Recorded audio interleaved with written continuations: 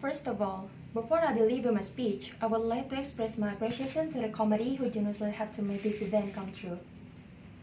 Secondly, I would like to thank each and every one of you, especially judges, for being here today at this wonderful place and giving me this very special opportunity to compete in this competition.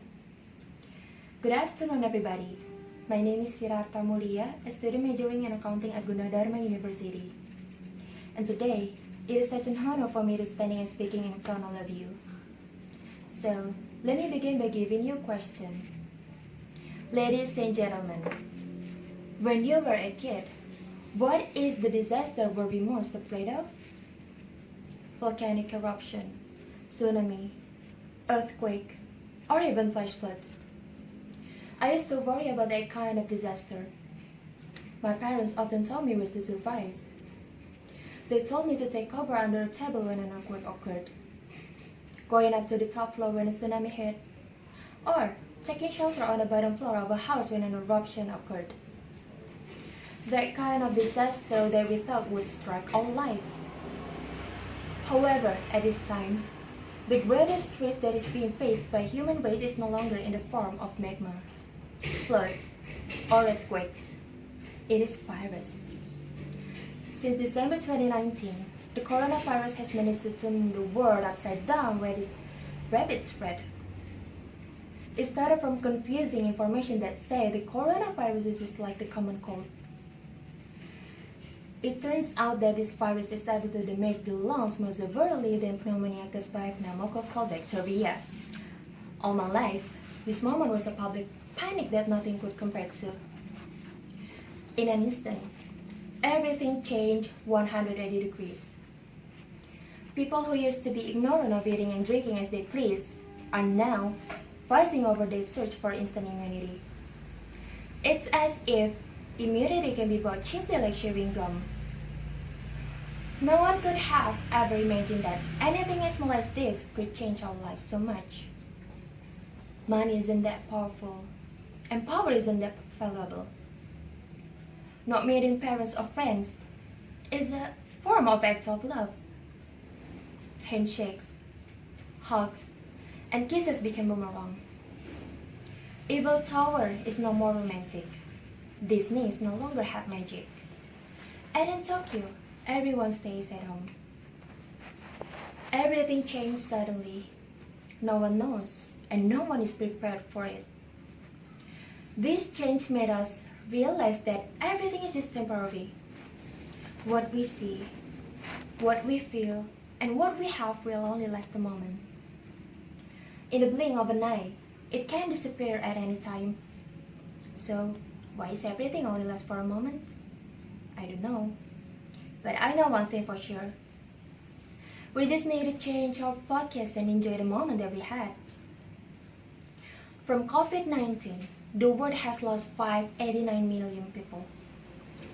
Some of them may be the father of a small family, or perhaps the mother who is the breadwinner of the family, or even the little children who have no idea how the world works.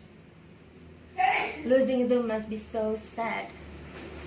However, over time we let go of all the past and finally learning to live without them. Just like many common phrases that people used to say it, home is not a place, it's a feeling. This situation reminded us that home and family that keeps us safe. We realized that home is not about where and how we spend our time, but it's all about who we spend it with. Coronavirus is just like a harshest reminder. It reminds us to be grateful for what we have. It made us think about what we truly treasure in life. Sometimes we are to chasing the desired financial condition that we want, working for hours, buying a lot of stuffs, taking overtime at work. But we forget that we are looking for financial freedom for some important things.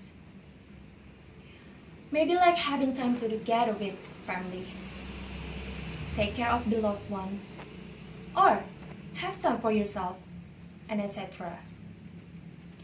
So, from this pandemic situation, I feel like the universe is giving me an opportunity to heal. to redirect my life became more useful for those around me. Now, I also don't know when this pandemic will end. But one thing for sure, when this pandemic is over and a new normal has formed, the day will look back at what we've gone through, learned, and survived. We could see the power of humanity is so great and precious in our life. In that moment, we could smile gratefully for all the effort that we've done.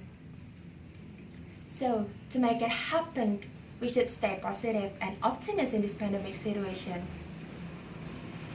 I know we couldn't stay positive and optimistic all the time, but we do have a choice, right?